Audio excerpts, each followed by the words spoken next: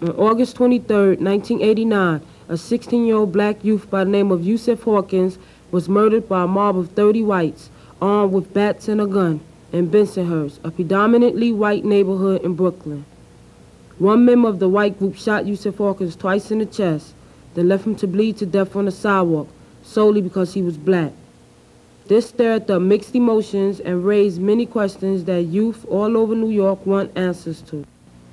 Hi, I'm Sean Hall from the Through Our Eyes Video and History Project. We got together and made this video documentary, hoping it would answer our questions and maybe some of yours too, concerning racial violence. We also hope that after viewing our tape, we, the young generation, can come up with actions we can take now to prevent racial violence in our present and in our future. Maybe then we can make a better way for our generation and the new generation that's yet to come. Hello, my name is Linda Harrigan, and I'm also part of the Through Our Eyes Video and History Project. The other students and I wondered why this problem of racism still exists today in the U.S. And to find out about this problem, we talked to an historian at Columbia University. Professor Foner tied racism to slavery. Slavery is deeply embedded in our economy from the very early days of the colonial period in the 17th century. And when you have an economy based upon the enslavement of a group, a racial justification for that is going to develop. Slavery is justified because, they said, Africans are inferior. They only can really produce, work productively as slaves. If not put into slavery, they will become barbarians, as allegedly they were in Africa. So this idea was used to justify slavery. The stronger slavery got, the more slavery grew, the more racism developed as a justification for slavery. The problem was, in the colonial period, it was very hard to attract free laborers to come voluntarily to work in the colonial America.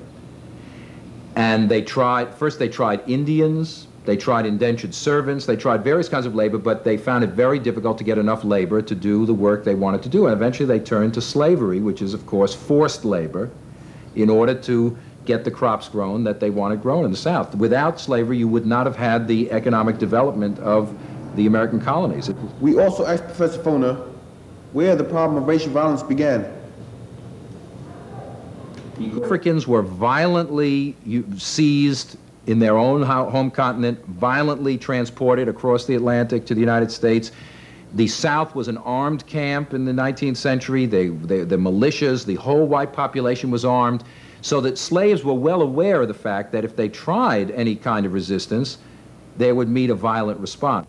So, we know that violence was used in the 1700s and 1800s to keep control over the slaves. Our country has supposedly advanced so much since slavery ended in 1865. Our question was, why does racial violence still exist today in our society? You know, we have this continuous question of, is there an increase in racial violence, or is it simply that people are reporting it more or are more aware of it? I'm not sure what the answer is. I think that the difference, though, between now and 10 years ago or 20 years ago is that people inclined to commit racial violence, or in particular white people who are inclined to commit acts of violence against people who aren't white, feel much more comfortable doing that now than they did 20 years ago, because the atmosphere that exists in the city now seems it's more open towards doing that. That I think there was a tone that has been set by the mayor of New York. I think there was a tone that had been set by the President Reagan of the United States. How large the problem of police and racial violence is tied into the question of what's happening with the economy of the United States. You cannot look at the question of police and racial violence and not look at the question of the economy of the United States, and that with the problems the economy is having, not simply reflected in the ups and downs of Wall Street, the problems of the economy, when you look at the conditions that working people are facing in this country, and not simply blacks and Latinos, but also white working people. The whole nature of the economy of the United States is changing. It doesn't produce anything anymore. Most of the things that are produced are produced outside of the country. the economy is becoming more technological, more word processing, financial. And in many instances, as you probably know, most of the youth are not being trained, particularly in New York City, to be able to occupy any of the jobs that occur that are developing. We're going to try and give people some really simplistic explanations for why the conditions of their life have gotten worse. And so basically what they tell white people is the reason your conditions are worse, the reason why your children are not going to enjoy a higher standard of living than you did and will probably be lower than what yours is because, you know what, there are all these black people over here and these Latinos, they're making babies, they're on drugs, they're collecting welfare, and they're your real problem. And that's the message they send across, but they send it in a lot of different ways. And let me give you an example. One way they send it is by really trying to create an image that black and Latino youth are really not human beings. Because if they're really not human beings, then it's much easier to abuse them. So when last April you had that incident in Central Park where the woman was attacked, but also there were other people attacked, and they weren't just white people, they were blacks and Latinos attacked by this group of youth. If you remember, they were referred to in the newspaper as the Wolf Pack. And the message you're sending to the listeners is, you're not dealing with human beings, you're dealing with a bunch of animals. And it's much different than the way that the youths in New Jersey who were accused of attacking one of their schoolmates who was mildly retarded. You know, these were just some jocks. These are some jocks who just, you know, they're a little misguided. They were out having a little fun or whatever, but they were always described as human beings. They were not described as being less than human. And see, those are the different ways that the message is being sent to white people, that the real problem is these animals over here, and if we could deal with them, then our problems would be resolved. They wouldn't be resolved in the real world, but you want to divert people from looking up where they should be looking, where the problem is, and you divert them by having them look across at people who really, in terms of their lives, are not much different than they are. Hi, my name is Robert. And I'm Anthony. And lately we've been feeling kind of angry at the recent media coverage of the Bensonhurst and Central Park case and the way they misrepresent black and white youths.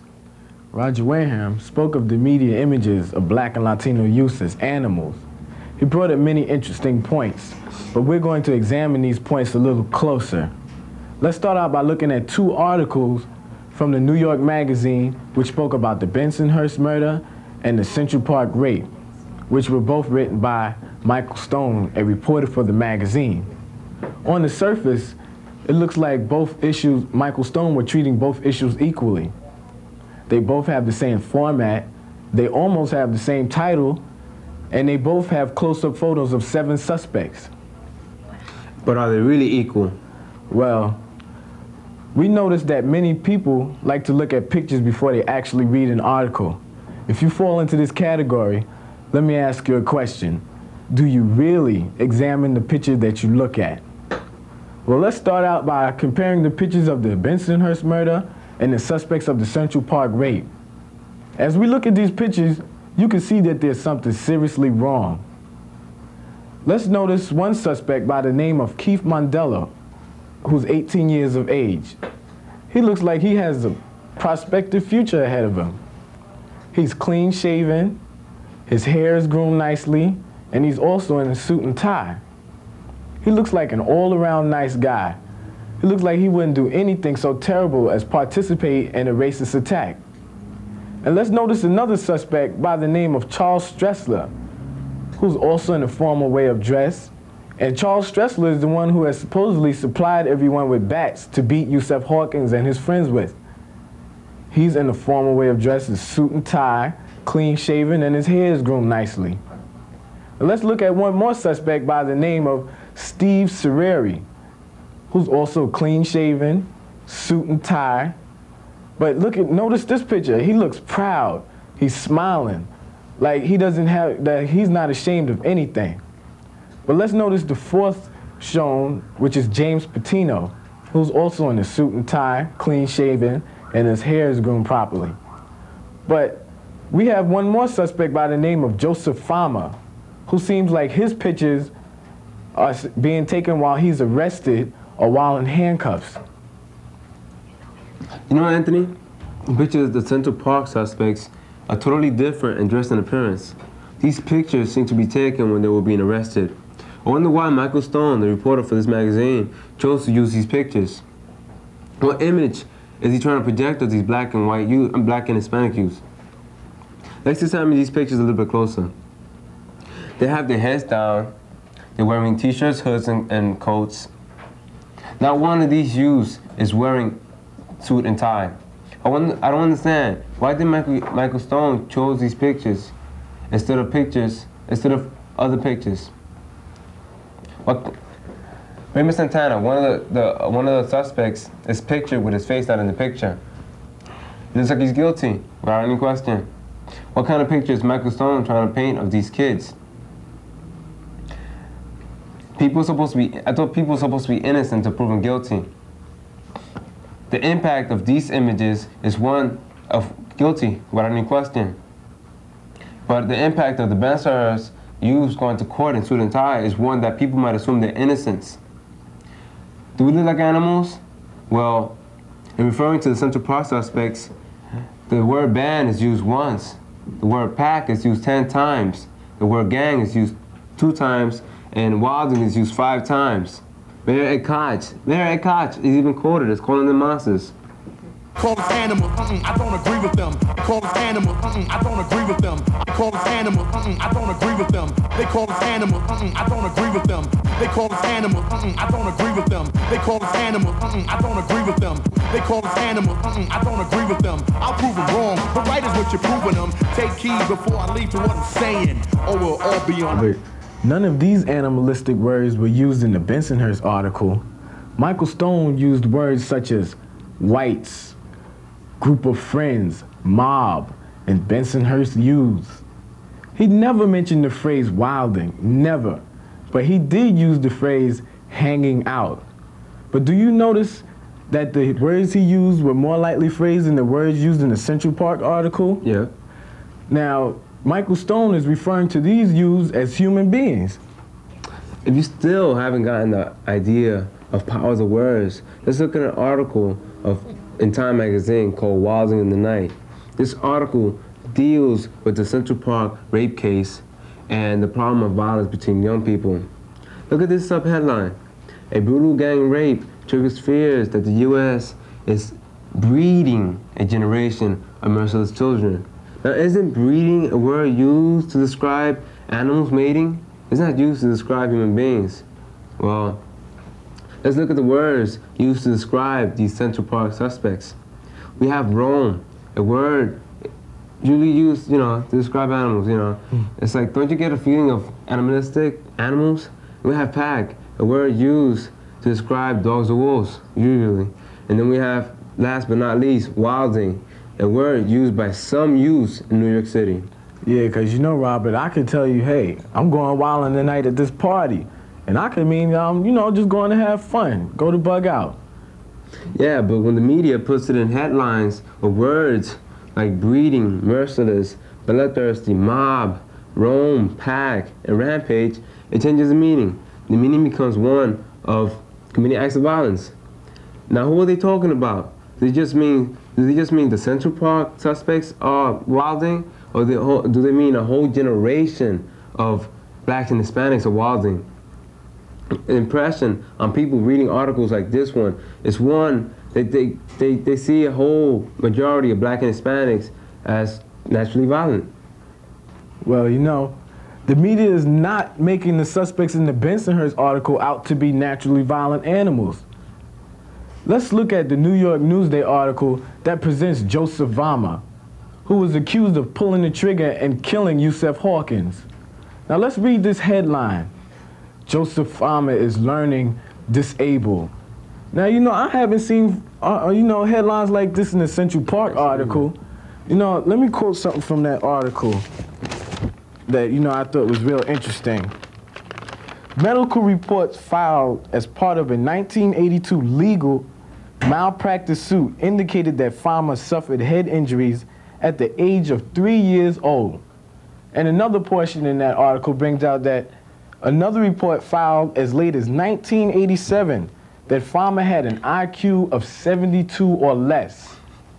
And then another portion that I thought was very interesting was Dr. Morton Finkel of Manhattan, who examined farmer in 1987, February of 87, stated that farmer suffered from cerebral contusion and an old skull fracture, contributing to an organic brain syndrome and minimal brain dysfunction,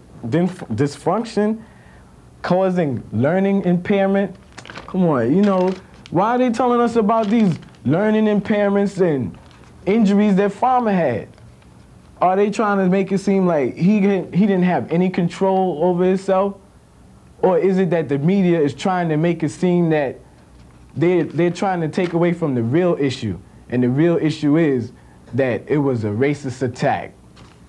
Nah, look, we've come to the conclusion that the media provokes racial violence by giving each group a specific title and way of being. The media makes white people feel that, hey, these black people, they're animal-like. And they see this as a reason for them to fear them and to use violence to protect themselves. This cycle of imagery and language has been going on for years. Yusuf Hawkins was caught in that cycle. The media seems to be making the bond stronger. The stronger the bond gets, the harder it is for us all to fight racism. It's time for us to fight this vicious cycle. To learn what young people are thinking and doing about racism, we spoke to students from our school and around the city.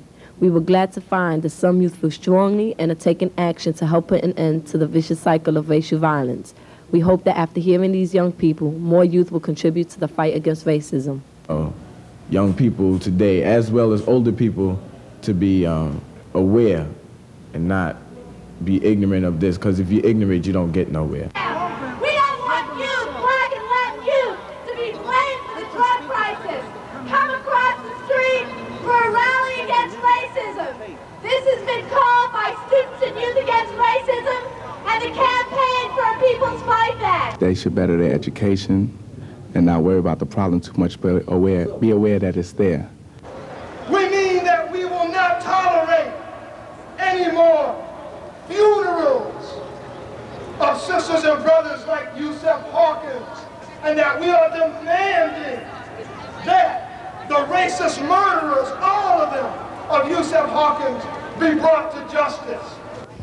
I hope that after young people see this videotape, they'll want to contribute to the fight against racism, and hopefully we can make a difference. Money for jobs, not jail. Money for jobs, not jail. Money for jobs, not jail. Money for housing, not jail. Money for housing, not jail. Money for housing, not try to fix it without violence.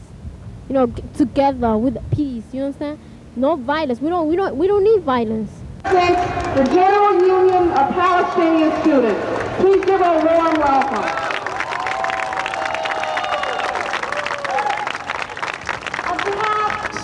By making this video and other people contributing to it, we're opening eyes to other kids, other youth, and by doing so, we help a lot of other people.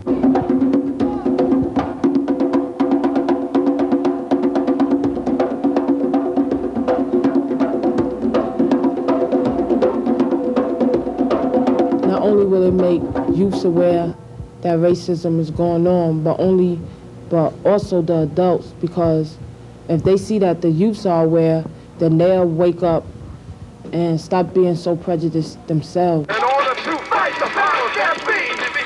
Fight the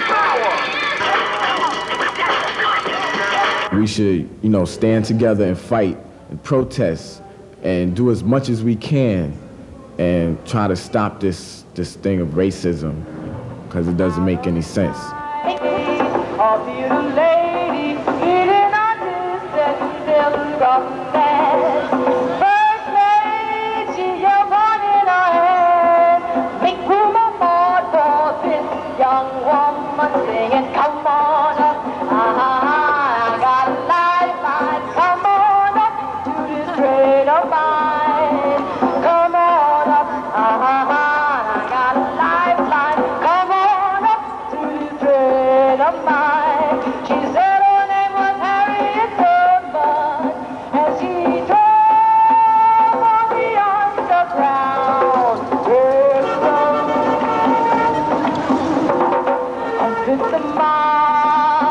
We traveled onward, gathering from town to town, seeking every lost and found, praise the sea and westward bound, singing, come on up, I got a lifeline, come on up to this train of mine, come on up, I got a lifeline, come on up to this train of mine.